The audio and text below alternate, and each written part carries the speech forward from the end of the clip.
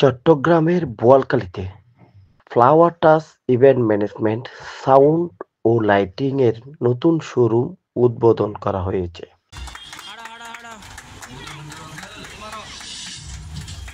5 December বৃহস্পতিবার বিকেলে জমকালো আয়োজনের মধ্য দিয়ে বোয়ালখালী পৌরসভার ফুলতল এলাকায় শোরুমটি উদ্বোধন হয়।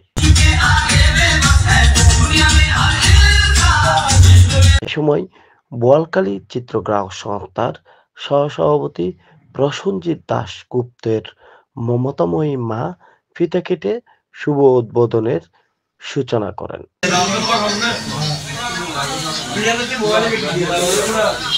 এ সময় অন্যান্যদের মধ্যে উপস্থিত ছিলেন বোয়ালখালী চিত্রগ্রাহক সংস্থার সাবেক সভাপতি ও উপদেষ্টা অনুপ চৌধুরী, সাবেক সহ-সভাপতি ও উপদেষ্টা সাইমুদ্দিন টিটু, সংগঠনের সহ-সভাপতি বাদশা, সভাপতি আকবর হোসেন ও সাধারণ সম্পাদক ফারুক ইসলাম ডিলন,